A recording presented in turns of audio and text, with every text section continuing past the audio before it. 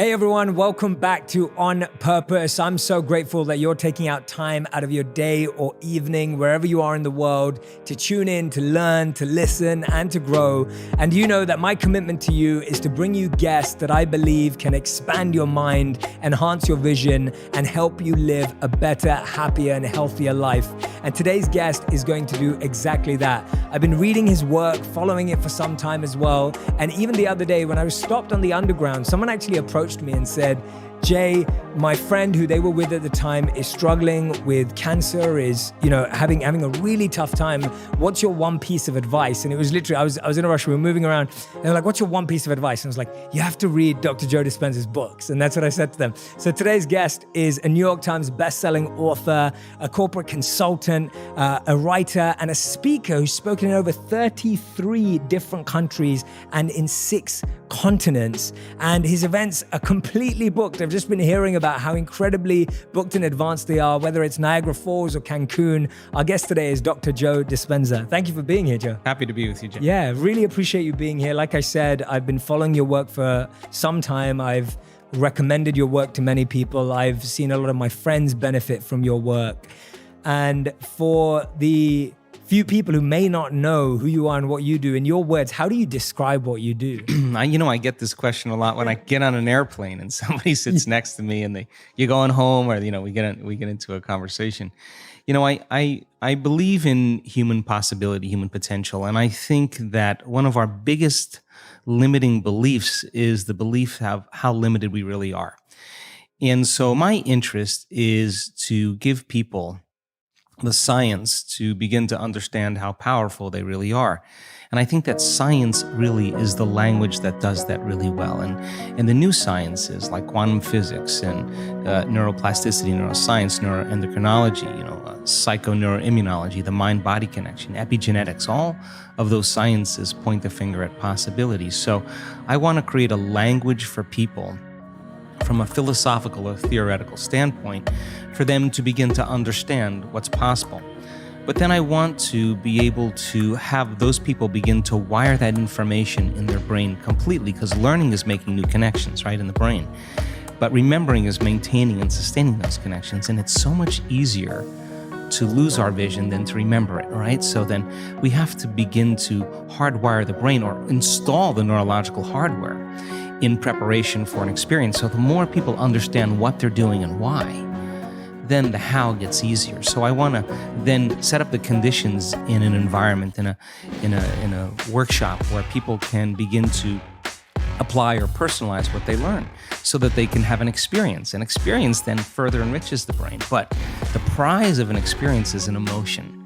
And once you start feeling unlimited, once you start feeling abundant, once you start feeling worthy, now you're teaching your body chemically to understand what your mind has intellectually understood. So knowledge is for the mind and experiences for the body, and people begin to embody the truth of that philosophy. Now, if they can repeat it over and over again, it'll become innate in them. It'll become natural, second nature, it'll become easy. They'll begin to master that philosophy. So I want people to begin to understand that thoughts are very powerful. Feelings drive our thoughts, and that they can begin to create a better life for themselves once they understand some of these principles. Yeah, and we hear this a lot, and I've heard you say that we sign up to become victims of our own life. Explain what that means, and how do we start shifting that away, and what the alternative is? I think there's degrees of understanding this, Jay, because people use the word victim so much, and I don't really think we spend a lot of time really unraveling the idea. But if I said to you, Jay, how you doing today? And you said, well, I'm really upset because of this person or this circumstance or this condition in my life, then what we're saying, this is not conscious. This is an unconscious program. What we're saying is somebody out there is actually controlling the way I'm feeling and the way that I'm thinking. So if something out there is controlling your feelings and your thoughts, you're victim to whoever, whatever that is. Now, here's the challenge. The challenge is when things go really well, then you are feeling really good. But when things aren't going very well, then you're feeling pretty bad. So then the end result of that is that many people then become unconsciously reliant on something out there to change how they feel and hear. But if they don't understand that they're creating reality all the time, and they're living in lack, in unworthiness, in separation for their whole entire life, waiting for the event to happen to take away their lack or emptiness, well, they'll spend their whole entire life wishing, wanting, waiting, hoping. And so then that creates further separation from things changing. So then the idea then is to turn that battleship around. Is it possible then that the way you think and the way you feel can begin to produce effects in your outer world? Now, that isn't something that you swallow in one bite. It's a process of gaining knowledge. It's a process of practice. It's a process of experience. But once you start seeing those synchronicities, those coincidences, those opportunities that start to fall into place because you're experiencing change in your outer world, if you're doing the work, you're going to start paying attention to what you're doing inside of you that's producing the effect outside of you. And once you correlate the changes of what you're doing inside of you with the effect you produced outside of you, you're going to pay attention to what you did and you're going to do it again. And all of a sudden, you're going to start believing more that you're the creator of your life and less of the victim of your life. So if your thoughts and feelings somehow have an effect on your outer world, and you're reacting to the same people at the same place at the same time in the same circumstances, then you're actually reaffirming the same reality because you're thinking equal to everything that you know. So that in order to change that, we have to begin to be greater than our environment. And a being is how we think and feel. So when people begin to practice this, they're not so quick to give their power away to the person or condition in their life, because the stronger the emotion you feel from some problem or condition in your life, the more altered you feel inside of you, the more you pay attention to the cause. Well, where you place your attention is where you place your energy. So you're giving your life force, you're giving your energy away to that person or problem that you could be using to heal, that you could be using to create a new future. So then teaching people then how to self-regulate and find the present moment and settle their body down from those unconscious programs or those emotions that they're conditioned to.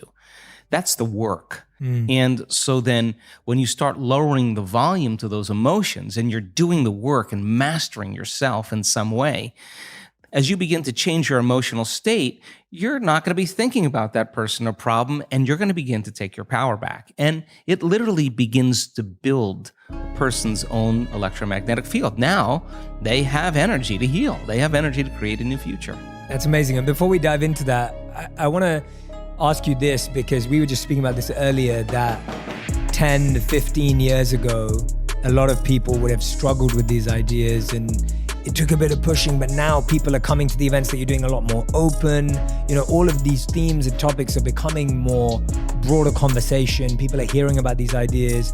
Tell me if there are still any people who are skeptical listening, or if there's anyone listening and just like, yeah, I've kind of heard about this thought thing before, but like, share with us some examples of how you've seen this transform some of the biggest things in people's lives. Well, first of all, 15, 20 years ago, everybody wanted to stay in the philosophical realm. Nobody wanted to do anything with it. But this is a time in history where it's not enough to know.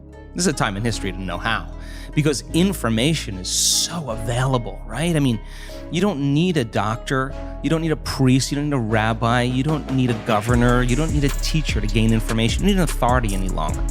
Because of technology, we have access to information. Well, information creates awareness. And awareness is consciousness. And you can't have consciousness without energy. So people are beginning to wake up with a greater level of awareness of what's possible. So 15 years ago, 20 years ago, 10 years ago, I walked out and there was always a little resistance. But now people are coming because they want to actually experience the truth of it. So that makes my job easier, because I can just walk out and just fire away, because people are prepared, they're informed, they're ready. So anything that's not consistent with that energy or that level of awareness, those paradigms are beginning to break down. Whether it's education, whether it's religion, whether it's politics, economics, the environment, the medical model, everything's collapsing because people are informed. So I love that idea because when people show up and they say, well, listen, I understand that I have a health condition. I understand that it's taken me 10 years of being unhappy, 10 years of living in stress, 10 years of living in fear. That's actually begin to signal or select and instruct the gene that creates the disease.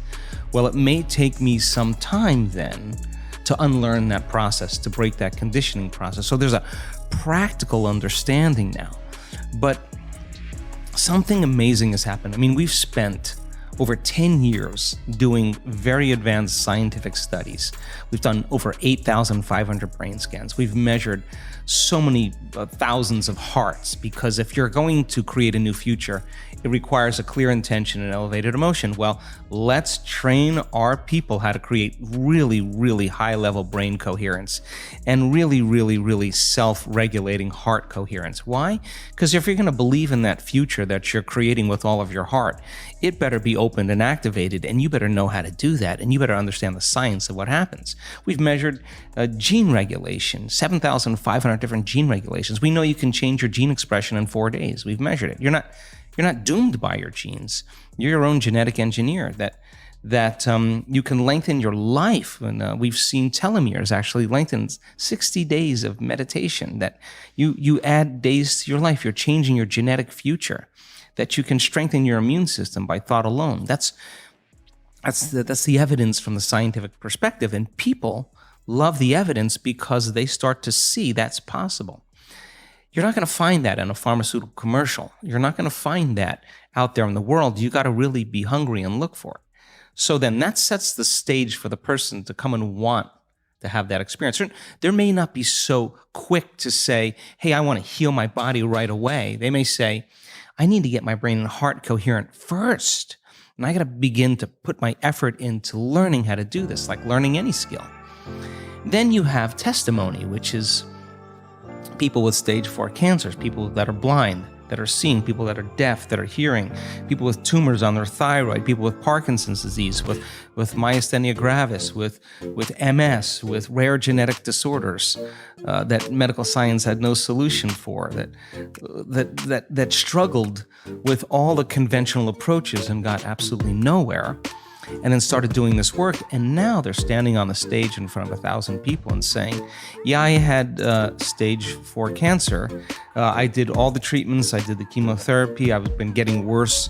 I stopped doing everything and I started doing this work. And it took me 6 weeks. I just came from my doctor. And there's no evidence of cancer. There's no, on the scans, on the blood tests. My doctors want to know what I'm doing. And, the patient says, well, I'm down-regulating genes for disease and I'm up-regulating genes for health. Doctors are scratching their heads saying, what do you mean? So now you have evidence in testimony, and evidence is the loudest voice. So just like a disease spreads amongst the community, and alters, I think that health and wellness can be as infectious as disease. And so the person in the audience who's looking at the person with stage 4 cancer, and the person's telling their story, and it's not glamorous, and it's not a Hollywood version. This is real. They lost everything. They went bankrupt. They lost their friends. They lost certain things in their life, but they were persistent. And that person is the example of truth, and it's undeniable. Or the person who had a stroke and is blind. The doctor said your vision's going to get worse, and she has a transcendental moment and she can see again. Like, that doesn't happen a year later after you've had a stroke. And then, people having all of these transcendental changes that are going on. I think now that what's happening is I'm more surprised at this point than anybody, because I never thought how far this could go, right? So I'm super happy. I'm overjoyed with what's taking place, and I think we've kind of pierced that 4-minute mile. Like, once you break that veneer, right, in consciousness, then other people can do it. And I think there's strong footprints in consciousness in the quantum field. I think there's evidence in 3-dimensional reality, and it's an important time for us to wake up to our own personal abilities. Absolutely. No, I love that. And thank you for sharing that. It's incredible, some of the work that you've done and the people's lives that have been transformed. And what I want to get into now is that really practical aspect of like breaking that pattern, right? Because that's where most of us are. We have that negative self-talk. We have the victim mindset. We have the I'm busy, I've got too much going on, I'm overwhelmed, I'm experiencing anxiety, it's that person at work, it's my partner. Like we have that. That's reality of where we are today. Yeah. How do we break that pattern in a way that actually makes a difference and is easy enough as a starting point? Yeah, it's been said that you should meditate for 20 minutes a day. Unless you're really busy, then you should meditate for an hour a day. Yeah, I love that. That's why, by the way, that's why I meditate for 2 hours a day. Yeah. So look, I mean, information is what opens that door. I mean, if you think that your thoughts have something to do with your future, just from a theoretical standpoint, that your thoughts create your destiny, and you think 60 to 70,000 thoughts in one day, and 90% of those thoughts are the same thoughts as the day before, well, then your life isn't going to change very much as long as you're thinking the same way. And those same thoughts lead to the same choices. The same choices lead to the same behaviors. The same behaviors create the exact same experiences, and we anticipate the same feelings or emotions from those experiences, and those emotions are the payoff that drive our very same thoughts. Well, our biology, our neurocircuitry, our neurochemistry, our hormones, and even our gene expression will be equal to how we think, how we act, and how we feel. And how we think, how we act, and how we feel is called our personality. And our personality creates our personal reality. That's it.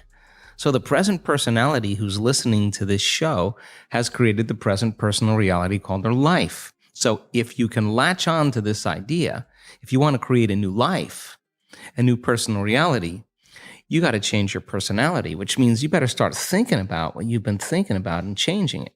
You begin to become conscious of your unconscious actions or habits or behaviors and modify them. And then we have to begin to look at the emotions that we live by every single day that keep us connected to the past and decide, do these emotions belong in our future? So most people are trying to create a new personal reality as the same personality, and it doesn't work. You literally have to become someone else. So the principle in neuroscience says that nerve cells that fire together wire together. You keep thinking the same way, making the same choices, demonstrating the same habits, creating the same experiences that stamp the same networks of neurons into the same patterns, all for the familiar feeling called you. And you do that for 10 years on end. You're going to begin to hardwire certain patterns in your brain that becomes your identity. And by the time we're 35 years old, it kind of becomes fixed, right? And psychology used to say that you can't change that, but we now know that you can. So then that kind of box in the brain, that is the habit of ourselves. It's we're 95% of the time running a series of programs. So then sitting and doing the work, we have to become disentangled from those programs. And so the moment you decide to do something differently or make a new choice, what most people don't want to face is that discomfort. And that discomfort, that uncertainty, that lack of predictability, that unknown is what people are afraid of, because they'd rather live in guilt. At least they can predict who they're going to be than take a chance in possibility. So when a person begins to understand this and you say, well, how long have you been this way? And they say, I've been like this for 35 years. And you say, why 35 years? Because 35 years ago, I had this one event. Well, the stronger the emotion you feel from the reaction from that event, the more altered you feel inside of you, the more the brain narrows its focus and freezes the image and takes a snapshot. And that's called a memory, right? So then forget the memory. Just overcome the emotion, because it's the emotion that keeps you anchored to the past. So that sounds really good theoretically. But when you step out into that unknown, into that void, the body really is in a habit. And when a habit is when the body becomes the mind. Or if you're thinking about that past event and it's producing an emotion, well, you need an image and a feeling to start the conditioning process. So the body's either conditioned into the familiar past, or it's hardwired in the predictable future because it wakes up every single day and runs through the same series of routine actions. So the present moment then becomes the unknown. When people start feeling that discomfort, Jay, they'd rather get on their cell phone and call someone, or get up and say, I can't meditate, or, I have too much to do. They excuse themselves. They return back into that familiar feeling because the body's actually telling the brain. A habit is when the body becomes the mind. So the body's stepping out into the unknown and says, ooh, I'd rather feel guilty. I'd rather feel unhappy than be in this discomfort. So then, at least then when they return back to that familiar feeling, then they feel safe. So they step out in the unknown and the body starts influencing the mind, saying, you can start tomorrow. You're too busy. It's your mother's fault. It's your culture's fault. I don't have enough money. This isn't going to work. Those are the programs in there that are standing in the way between you and your future. So then nerve cells that no longer fire together no longer wire together. So the act of observing those states of mind and body means you're no longer the program. You're the consciousness observing that program. So then to meditate, it means to become familiar with. So as you become familiar with those thoughts, you become conscious of how you speak, you become aware of how you act, you notice how you're feeling. The more conscious you become of those unconscious programs, the less unconscious you'll go in your waking day. Why? Because it's not enough to just have a great meditation and get up and get on the freeway and get in traffic and getting stressed. You just return back to the old self again. Our job then is to sustain that modified state of mind and body the entire day. And if you can, get ready because something different or unusual is going to begin to happen in your life. And it will come as a coincidence or a synchronicity. And that's breadcrumbs from the divine saying you're on the path. Just keep doing it. There'll be another one. Just keep staying in that energy. And so teaching people then to understand that there's a formula that we now know, that if you apply that formula, you'll begin to see those changes. And now, as people are doing it more and more effectively, the results are going up as well. We just had Bond University. They just took a whole bunch of my brain scans from 10 years ago. Huge clinical study, a lot of analysis, and they're blown away by the speed in which the community can change brain and heart coherence. They know how to do it. It's not something that's separate from them. They've practiced it enough times that they now know how to do it. So what's the significance of that? Well, really simple. In your life, if you start returning back to the same reactions, to the same people and circumstances, you're returning back to the old self. So you got to stay conscious in your life. And if you're not being defined by a vision of the future, then you're left with the memories of the past, and you will be predictable in your life. So crossing that river of change from the old self to the new self, there's a neurological, a biological, a chemical, a hormonal, a genetic death of the old self. But if you teach people there's something on the other side, they won't give up on themselves. They'll keep going. So there's enough evidence to encourage people. And you can't tell me you're too old to do this work. You can't tell me you're too sick to do this work. You can't tell me you had a turbulent past, or that you're too overweight or too underweight or too out of shape, or you can't even tell me that you've never meditated before. In fact, some of our greatest scans are people who just have never meditated before, that are not trying to do anything. They just follow instructions. So our community now is beginning to understand that it is possible, and they go all in, not 50% in, not 60% in. If we do a week-long event, we got 1,000 people or 1,500 people, and they are all in. And that when they start getting beyond themselves, that first day or second day, once they start getting beyond themselves and that magic starts to happen, then I have no idea. I can't predict what's going to happen next. And it's usually pretty exciting. How you do anything is how you do everything is a quote that I've been repeating to myself lately, and something I've heard quite often from others as well. I find it to be spot on, and this keeps me accountable for all that I do throughout the day. No matter how significant the task, I try and put my best into it. This leads me to skincare. That's an area I truly do not do my best in, right? It's easy to just get complacent about your skin and get lazy about it, but at the same time, it's so important to take it seriously. And I want to introduce you to Lumin, a company that caters to men like us. We care about our skin, but we might be a bit lazy about it. Lumin takes all the researching, experimenting, and hassle away from figuring out your perfect skin regimen. Their mission is to help give men the amazing skin they deserve through high-quality, expert-created products delivered right to your door.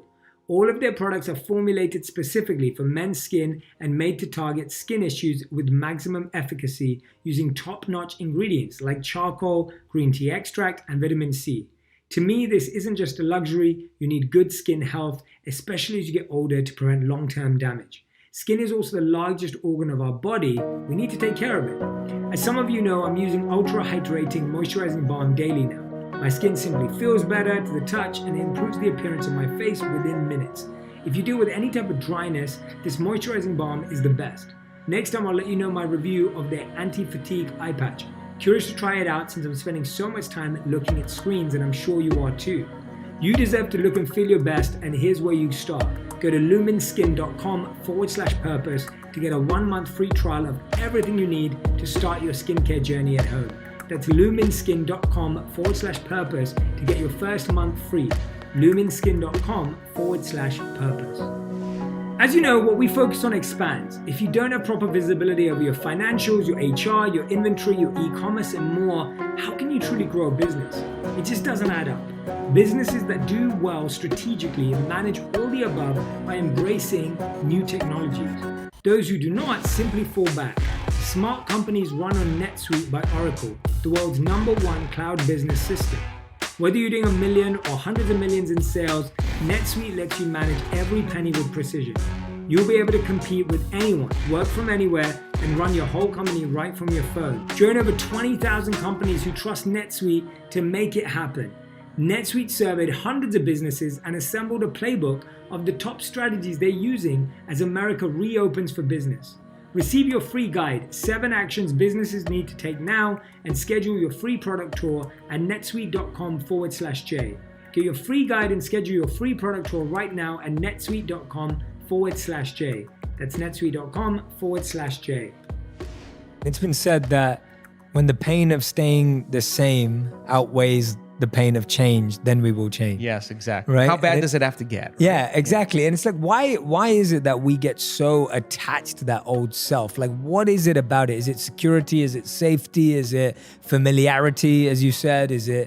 What is that keeps us so attached and so focused on something that we don't even like that much? I think we've been hypnotized and conditioned into becoming materialists.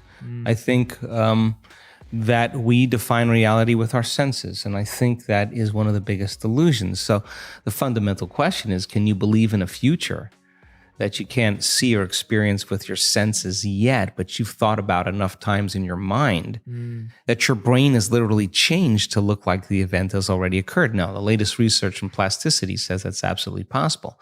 And can you select a new possibility in the quantum field and begin to emotionally embrace that future every single day to such a degree that your body, as the unconscious mind, the objective mind, does not know the difference between the experience in your life that's creating the emotion and the emotion that you're fabricating by thought alone, to the degree that you begin to signal new genes and new ways to change your body to look like the experience has already happened. Now, The latest research in epigenetics says it's absolutely possible. Now, think about this. Every day, installing the circuitry, every day conditioning the body into the emotion of the future, that your body begins to change to look like it's already happened. Now, this is where it gets fun, because now you no longer have to go anywhere to get it. Now it begins to come to you. You become the vortex or the magnet to your destiny. So then people who come out of their meditation and they say, well, I just focused on my wealth, why isn't it there? Well, you're not that good. If you're asking why isn't it there, you're back to the old person again. Stay in that state for an extended period of time as an experiment, as the scientist in your life, to keep your energy connected to the dream of your future. And then see what kind of effects begin to take place without moving into impatience, without moving into frustration, without starting to analyze why it hasn't happened or when. That is the trap of defining reality with your senses. So you have the thought of your future and you don't see it, then you experience separation.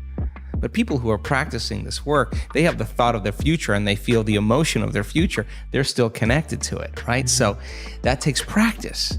And it's just learning, like hitting a golf ball, hitting a tennis ball, dancing the salsa, crocheting, whatever it is. You gotta start out staying real conscious and learning. Then you get good at it and it gets to be instrumental. It gets to be fun. And that's what I want for everybody, that the act of creation should be a blissful, playful, ecstatic, loose, free process. And so I love the idea of people taking time out of their lives to prove to themselves that if they're defined by the vision of the future, then they're not living by the memories of the past. And that's where the unknown exists. So many people, the unknown is a scary place. So they don't see that future because they're used to seeing that future with evidence, with their senses. And you have to be able to get beyond that and stay in the unknown, stay in that discomfort, and then in that moment to begin to self-regulate. Like, oh, I'm starting to feel a little anxiety. Ooh, I'm starting to feel a little frustration. That's the defining moment where your body's going back to the past, because emotions are a record of the past. Or you go into routine again. So you catch yourself. It's a victory. And if you keep catching yourself, those victories add up. And it's not so much about your wealth or your health or your freedom or your new relationship. It's actually about who you become. And so overcoming the old self allows us to become somebody else. And there is that period of transition. Yeah. I call it the void, where there's just not a lot happening.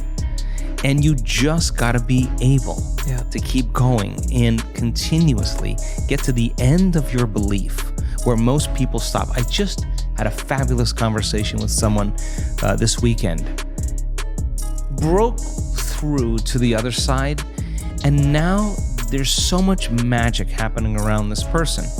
But she's worthy now to receive it. And that is the key, because the universe only gives us what we think we're worthy of receiving. So we got to become initiated into this and understand it. Thousands of years of programming that says that we have to change things matter to matter, in three-dimensional reality. And it will take time, but to begin to connect to that resource called the quantum field and create from the field instead of from matter, there's a lot of unlearning that has to go on. Absolutely. And when you're catching yourself, what are you doing? Are you writing that down? Are you noting that down? Are you making a mental note? Like, practically, what is someone having to do to, once they catch it, then how do you deal with that emotion and anxiety in the moment that feels so heavy, that feels so real and trapping? And like you said, I was at the Facebook headquarters in Menlo Park a couple of weeks ago. I was testing out their new Oculus range of virtual reality. And all the studies behind virtual reality show now that you feel the same experience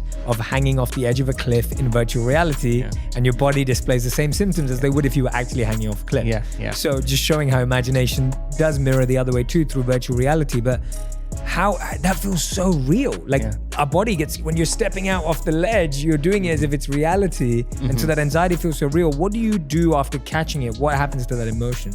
Well, just like anything else, Jay, I mean, it's just like hitting a golf ball and you get back into a bad habit again, You have to really begin to mentally rehearse.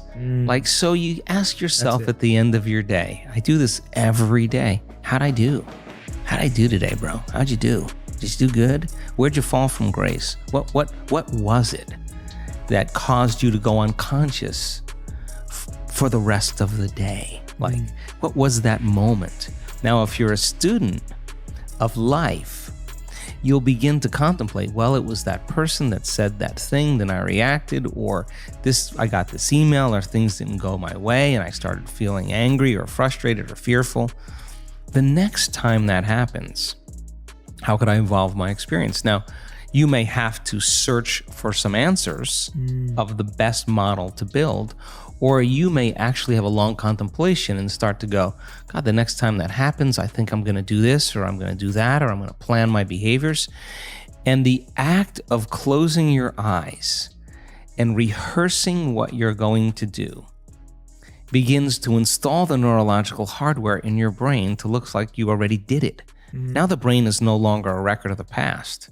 Now it's a map to the future. And if you keep installing that hardware, the hardware will become a software program, which means you'll just start acting like a happy person. Why? There's no magic there. You installed the circuitry. So that's more important than the news. Right. It's more important than answering any email or any text. It's more important than talking about your past or some dinner. If you can begin to just think about how you're going to do it differently, that's the building process neurologically already. So now you have to get conscious in order to do that. And it takes some time. That means you got to shut your cell phone off. You got to close your door. You got to take a break from everything out there and begin to practice. And so by experience then, you start noticing, oh, here it comes the frustration, or here comes the fear. And now we've given people the tools to be able to self-regulate, to create brain and heart coherence. And so you see people say, excuse me 1 minute, I just need a minute. They take some breaths, they get back in, they connect to the energy of their future. This is incidental compared to where they're going. So they don't fall from grace. They don't allow their energy to drop. And so, in the beginning, it takes a lot, because it takes a lot of energy and awareness to stay conscious and not go unconscious. But if you're persistent and you're determined and you're sincere, you begin to figure it out. You begin to say, I am not going to give my power away to that person or that circumstance when I can use it to heal or to create a new future. And so people then won't excuse themselves and say, I had a hard day yesterday, I had a fight with my coworker or my ex, and I don't feel like doing the work. Well, that's the time to get back on the horse. Yeah. Because it's all of those times that we self-correct. Those are the most valuable moments to us. People who've had profoundly transcendental experiences where we say, got lit up, they connected, and their brain goes into very, very high coherent states and super gamma patterns that are way outside of normal, and they have a transcendental download or connection that's mystical. They look back at their entire life. They don't want to change one thing in their past because it got them to that moment. That's the moment the past no longer exists. Now, by the same means, they look back at their past and they see all those tough moments where they overcame themselves and they fall in love with that person. They don't look at the good meditations or the things that went well. They know that it was those moments that got them to this moment. And I think then that's when they begin to understand that all of the hard work, all the effort, in who we become makes, no one can take that away from us. So then once we arrive at that level and we experience whatever the dream is or whatever we create, the next thing is do it until you fully enjoy it. And then when it gets boring or predictable, let's go again. Let's do something else. Yeah. And I think that's evolution. Yeah, absolutely. And it's the day you don't want to is the day you most need to. Exactly. And I think what you said about self-correction there and mental rehearsal are such powerful points, because I think I always say this, like, warriors prepare not on the battlefield, right? Like, you don't prepare when someone's about to slice you with their blade. Like, you prepare in your quarters, you prepare in the training camp. And I think for a lot of us, we wait till things go bad, or we wait for that moment where we're feeling pain or stress or anxiety, and then go, okay, what do I do? Where's the pills? Or where's this? Or where's this? And then we look for our toolkit. Yeah. But it's that preparation of that toolkit. And now let's break some of the myths around this visioning of the future that you're speaking about, because we hear it so often, and I'm intrigued to see which way you answer it. But I feel like we live in a world where often when people think about visioning the future, they vision stuff. So you have a vision of the car you want, or you have a vision of an amount of money you want, or you have a vision of a home you want. And you see this with people with their vision boards. What's your take on that? And is that the right type of visioning? And what is the right type of visioning? Well, we do so many different variations because I think people integrate information differently. And all of those cars and homes and whatever that is, there are symbols of what it looks like when a person actually arrives at this concept called abundance, right? So if those things help them to associate with something that creates a feeling of abundance, and they're building their vision board to help them to get clear on their intent, then that's fine, because they're associating objects or things or material things that they'll say, that's when I know that I'm abundant. That's fine. Other people will say, look, abundance just means that I have more than I need, and I'm happy with that. And for them, there's a feeling that is associated with that. And when they begin to dream about their future, they may see themselves in a scene or see themselves a certain way. I don't care what it takes for the person to get there, because once they have their abundance, and this happens quite a bit in our work, when you finally have everything you want, there's only one thing you're going to ask yourself: how am I going to contribute to the world? How am I going to make a difference? So we use different tools to help people to get to that point. But if the person's doing the vision board and they're saying, when I get my new car, I get my new house, I get my new relationship, then I'm going to feel so great. Well, then they're back to the program, waiting for it to happen, for them to feel the emotion. They're believing their outer world has to change in order for them to feel better. There's no effect of drawing the experience to you with that way. So the person has to use those tools to get them into the emotional state for them to feel like it's already happened. Now think about this. If you get up from a creative process and you feel grateful, you feel a love for life, you feel a joy for existence, you feel a passion for the moment, you will not be looking for your future, because you'll feel like it's already happened.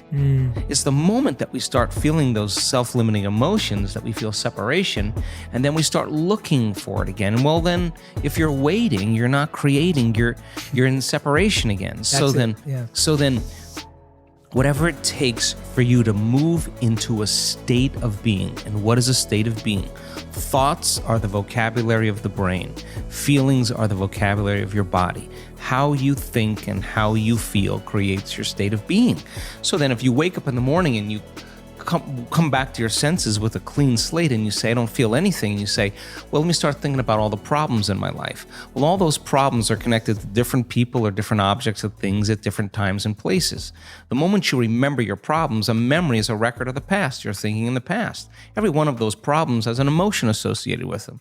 So all of a sudden you start feeling unhappy, you start feeling bitter, you start feeling frustrated. So now your body's in the past.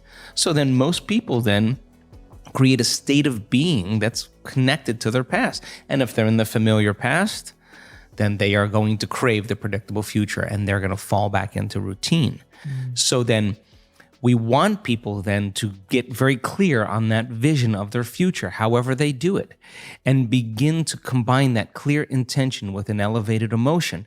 And the stronger the emotion they feel from the vision they're creating, the more altered they feel inside of them, the more they're going to pay attention to the pictures in their mind. And now they're remembering their future. And biologically, it's exactly the same as remembering your past. In fact, if you're not being defined by a vision in the future, it means you're making your past more real than your future. You're falling in love with your past. You're more in love with your past than you are with your future. That you're believing in your past more than you're believing in your future. When you get to that moment where you have that feeling, that's your compass. Because that feeling is going to drive your behaviors. It's going to drive more of those thoughts. And when you feel that feeling and it's visceral, no person, no thing, no experience will stand in the way between you and that vision. And you will be initiated by the universe into wealth. You will be initiated into health.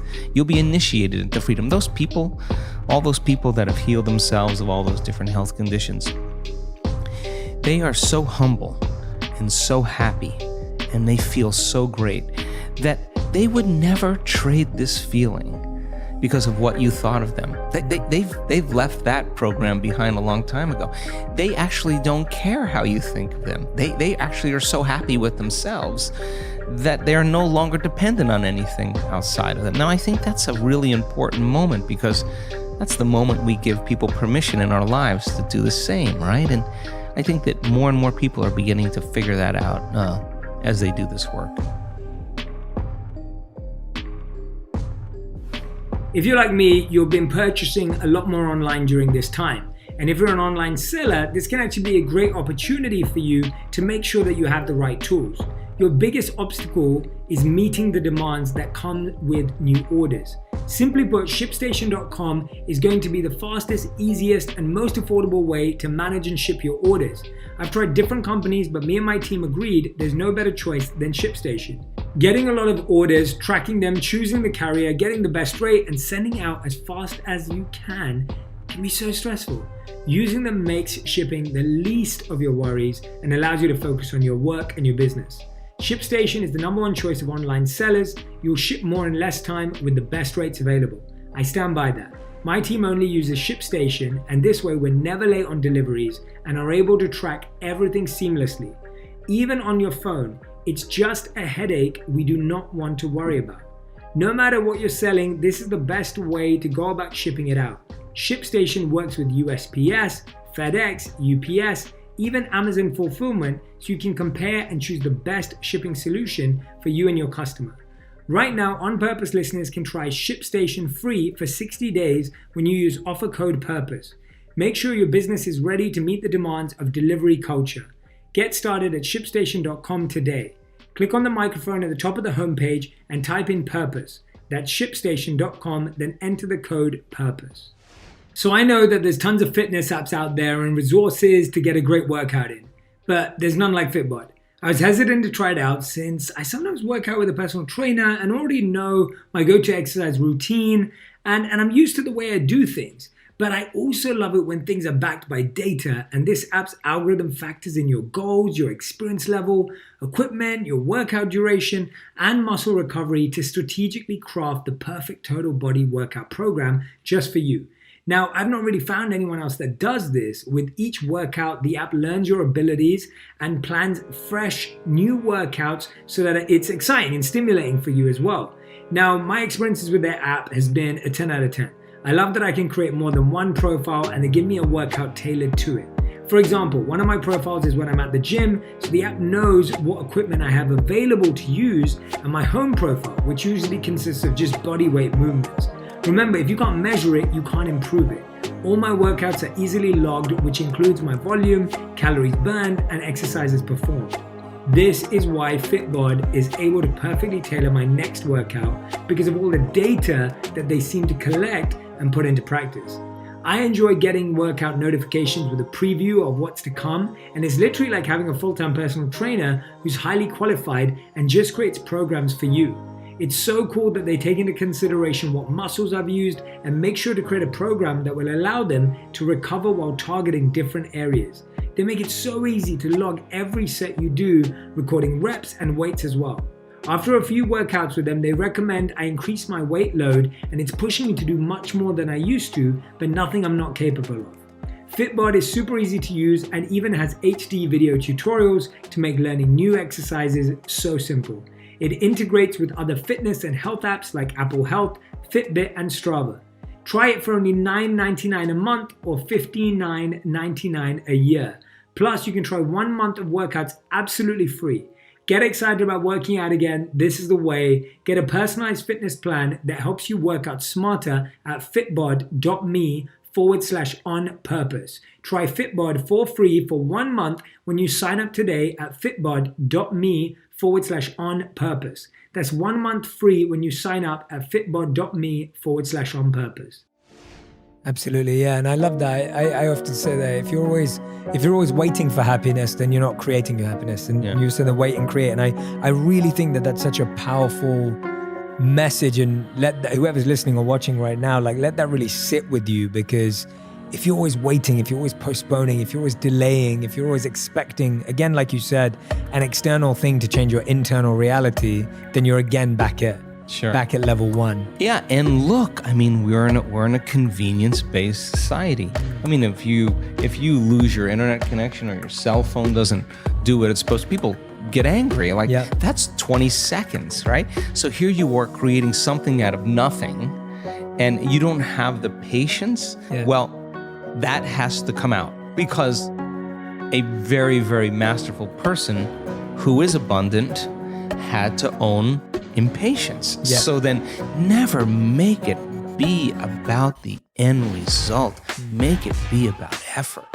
Every day you're overcoming. Every day you're out of the bleachers and you're on the field and you're giving it your all and you're practicing, keeping your energy up, greater than your habits in your body or the emotional conditioning of your body, greater than any circumstance in your environment, and sustaining it for an extended period of time. And then all of a sudden, when you're connected to the energy of your future, and you know what that feels like, you will know the moment you return back to the energy of your past. And if you tell me it's because of your boss or your coworker or your ex, I'm going to say, you're back to the unconscious program that you're the victim of your life, right? Absolutely. So then it takes some unlearning, and the unlearning process is the most important process, because once you do that, you're clearing out room for the next creation to be easier, and the next one to be easier, because you're starting to understand the formula a little better. And you start saying, I'm not going to take that personally, or I'm not going to react, or I'm not going to go back to that person again. I'm just going to self-regulate again. You only need a few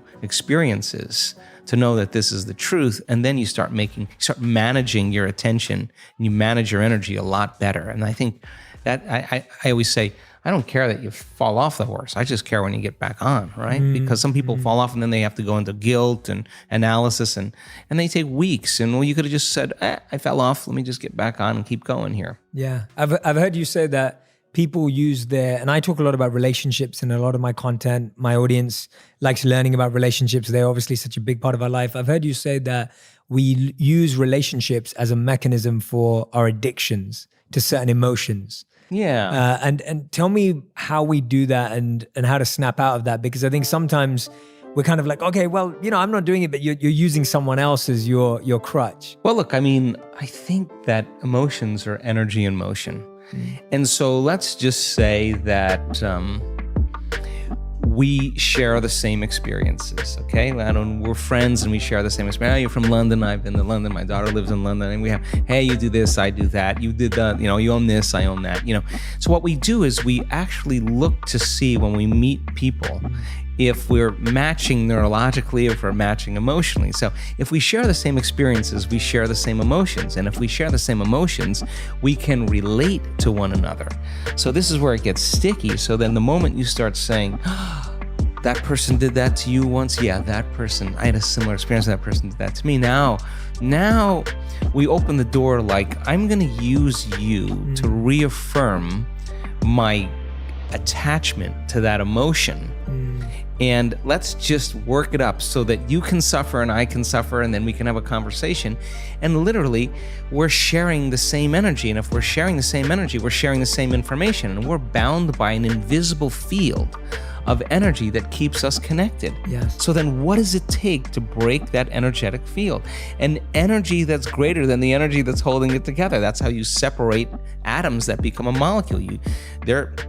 They're bound by an invisible field of energy that's keeping them connected. So you got to use a greater energy than the energy that's holding them together to separate them. Well, in order for you to change, then you can't have energy without awareness or consciousness. You got to go to a greater level of consciousness and change your energy. And nobody changes, Jay, until they change their energy.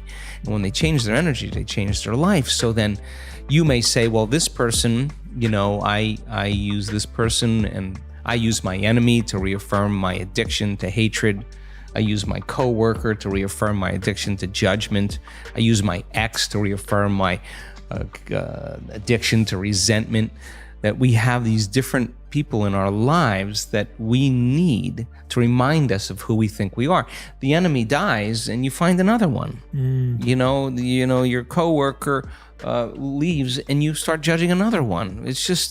It's not that. So then when there's no longer a vibrational match, when you start doing the work, there's no longer a vibrational match with you and your past, present reality, that person or that condition any longer. That person or condition is going to spiral away because you're no longer in need of that. So then our life begins to change when we change our energy, and we begin to take our power back. That's essential for us to begin to create with. Now, some people can't handle that because they're not conscious that they're doing it. So they'll be working on their vision of the future, and yet they'll spend 2 hours lowering their energy back into victimization or suffering, and they want to know why their future isn't happening. Well, there's an unconscious program. Let's go after that. And once you start going after that, now all of a sudden your life starts to change again. So you can't say it doesn't work. On some level, we don't work. And if you're really invested in this, the question is, what is it about me? Where am I directing my attention or my energy? Who am I using to reaffirm some conditioning that I need to remember as my old self? So then when you stop reacting to the person, or the person's now complaining to you and you're not complaining back, it's going to be an uncomfortable moment because you're all of a sudden seeing a part of you used to be that you no longer are, and you have to be willing to not go there. And over time, that person will thank you and they'll say, I didn't even know that I was complaining that much. And by changing yourself, you help others. That's how it works. Yeah, absolutely. And I think that's the painful reality of a lot of what you're saying is that point you made about it doesn't work. Well, actually, we're not working. Yeah. Like, we're not working towards it. Our proportions of future versus past are totally off. Right. And so we want our future to grow, but we spend 50% less time on it than we do still in that past programming. Right.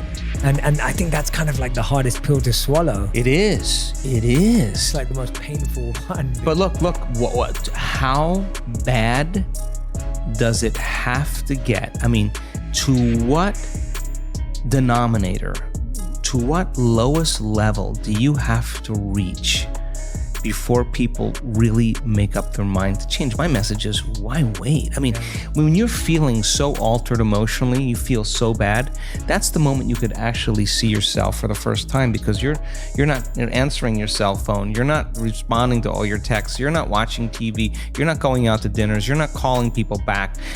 Something's altered in you, and you're starting to become self-aware, right?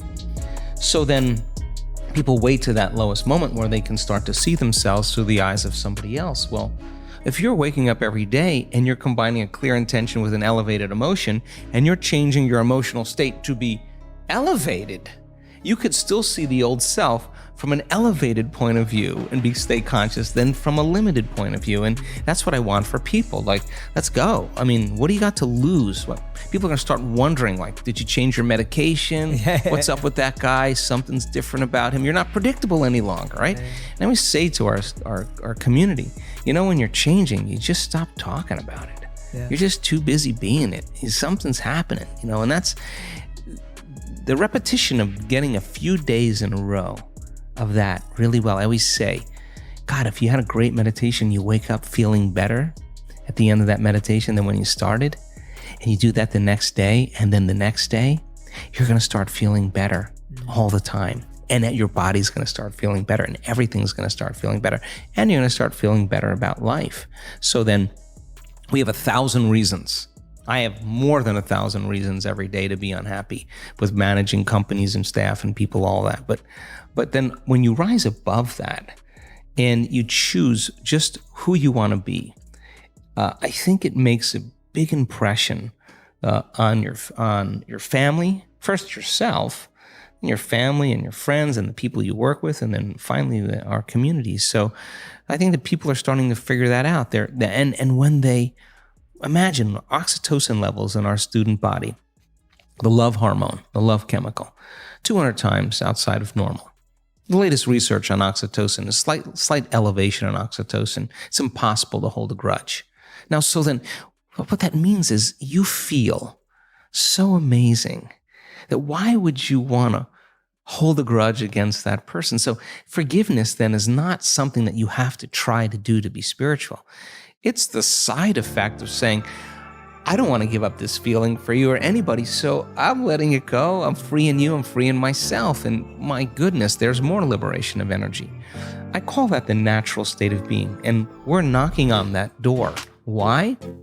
Because as you begin to open your heart to life again, and you start trusting in your future and trusting in yourself a little bit more, and you start self-regulating with your heart, you do that properly, and you lead from that place, from that level of awareness, your life will change in dramatic ways. And why is that essential? Because when people start doing that effectively, oxytocin signals nitric oxide. Nitric oxide signals a chemical called endothelial-derived relaxing factor. And that causes the arteries in your heart and lungs, Jay, to literally swell. Just like when your sexual organs are aroused and blood flow moves into them, male and female, that's a different consciousness. There's a different energy in there. Imagine the same intensity moving into your heart. That's what people are experiencing. That is a level of love. It's not like a love for your puppy. It's not like the love for your partner. This is transcendent of that. This is the most familiar, unfamiliar feeling you will ever have. It'll be distant and at the same time very close, and you'll start to see the hidden meaning behind all things. And now, when you walk in the presence of your greatest betrayer, the person who threw you under the bus, whatever it is, when you walk in from this place, there will be no emotional reaction. You will just see that person for who they are, who you used to be. Now, compassion then is no longer something that you have to try to do. It's the end product of doing the work. And I think that mystics and saints and masters of old understood this. So when they thought of that person, they didn't allow that thought to produce a feeling or an energy that would lower their energy. They understood that when they had the thought of that person, they saw their limitation. It wasn't hurting them, it was only hurting themselves. Now, I think that if the world was doing that, wow, we'd have a very different world. Yeah, I love that point. That's such a phenomenal point. Joe, you've been incredible. Really love this conversation. We end every On Purpose episode with a final 5. This is kind of like a quick fire, rapid fire round. Right. But before we dive into that, I just wanted to just take that point that you just ended on there. I think that's the big one, right? Like what you've just said for me, that's the big one. It's the recognition that when you're assimilating a negative thought or a negative judgment or a negative emotion, envy, greed, whatever it may be, that's actually lowering your energy. Yeah. And when you get to that place where you're experiencing that incredible bliss right here, you can't. Yeah. And even if you have the thought, and the thought will still come because we still have those thoughts. But the thought will be an understanding of human nature because you're no longer at that vibrational level any longer. You're rising above it, and I think more and more people are starting to figure that out. And the people in their lives are like, no, my husband is a changed person. No, he's not the same guy. I know him. I know he's completely different. Yeah. And the guy's just like, I feel amazing. I feel great. And all it was sitting in the fire. Yes. For a little bit of time until the body finally moved out of the past into the present moment. And so the causes of this, like I always say, you never know what you're doing today and how you're doing it, who you're going to affect tomorrow when you do this work. And that's what we're seeing. And people are, they're getting promotions. They're getting all these wonderful things, not because of anything that they're doing. They're just different. Yeah. And people notice that, and they want those people in the position to make better decisions for the whole. And I think that's how we change the world. Absolutely. I love it. So here's your final 5, Joe. The first question is, what are the 3 things we should say when we wake up in the morning or think? Well, first, I would say, what is the greatest ideal of myself that I can be today? And I would not get up until I felt like that person. The second thing I would say is, can I begin to keep my energy up the entire day? And if I do it properly, then I will be open to opportunities and possibilities that weren't there before. The last thing I would say is, could I sustain brain and heart coherence to the point where that intelligence within me that's giving me life begins to find a door to open out so I can begin to see evidence in my world. I love that. Beautiful. Question 2, what would you say every evening before you go to sleep? Oh yeah, how did I do today? How did I do? How did I do today? I mean, one day, one lifetime. Yeah. How did I do today? Did I change or help another human being? Did I really change someone's future timeline? Lastly, what is the greatest thing I learned? I love that. Question number 3 of the final 5, 3 things to remove from our vocabulary. I can't is probably one of the biggest ones. I'll do it later, or I'll do it tomorrow, is also another big one. And it's too hard. Oh yeah, nice. I like those 3. Mine are, I switched saying I'm busy to being productive. That changed my life. Just recognizing the difference between what busy made me feel and what productive made me feel. And the other ones were in arguments, stopping saying you never and you always, because no one never does anything and no one always does something, and we say those all the time. Okay, question number 4, what's your meditation practice like? Wow, I do a very advanced version of what my books are about, just because I'm always trying new things out for our community. But my big thing really lately is the mystical. And I've just had one of the most transcendental experiences this particular weekend. So I go as deep as I possibly can into that fertile blackness. And I don't stop until I connect to something. And I know that feeling, what it is when I connect. And then I have a thought of whatever experience I want, and then I completely surrender to the outcome and stay open, and it's been working pretty well. That's amazing. And question number 5, if you could give everyone in the world an experiment to do for 30 days, one activity that they'd have to do every day for 30 days, what would it be? I would ask them to take out a piece of paper and write down every thought that they've been thinking that's standing in the way between their future and where they are. To write down every habit or behavior, even how they speak, that stops them from becoming the person that is healthy, wealthy, or free. And then to begin to recognize the emotions that keep them in the same state of being every single day, and become so conscious of those thoughts, behaviors, and emotions that they wouldn't let any of them slip by unnoticed by them. Then I would have them write down the thoughts they do want to fire and wire in their brain. I would have them write down what the behaviors look like of a great person that they wanted to become.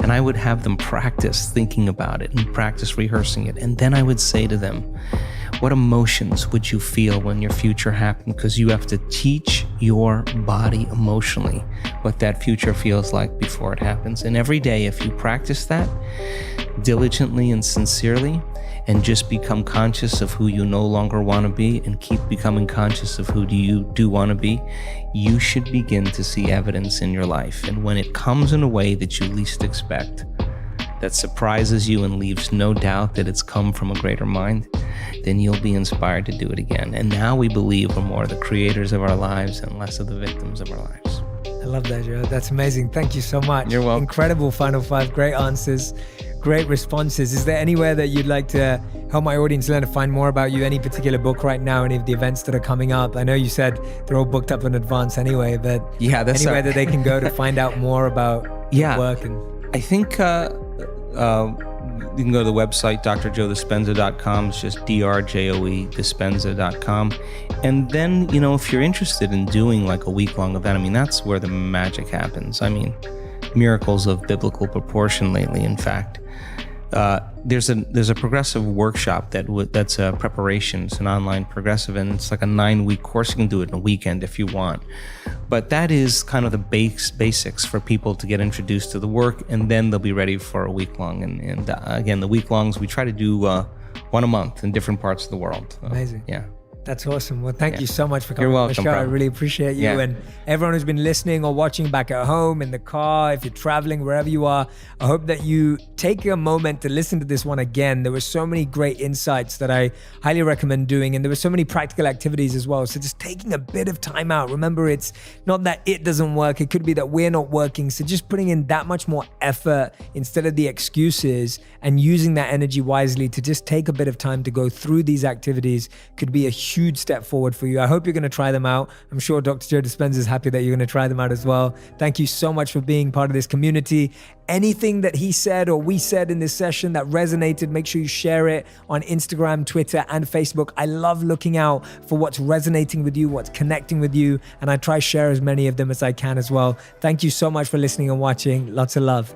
Hey everyone, my name's Jay Shetty and welcome to my YouTube channel. Every week I'm sharing 3 videos that are going to help you feel more fulfilled, feel more happy, and more successful. Make sure you subscribe to this channel so that you can find out about the videos as soon as they launch. Press the like button and leave a comment, and let's keep making wisdom go viral together. Make sure you subscribe.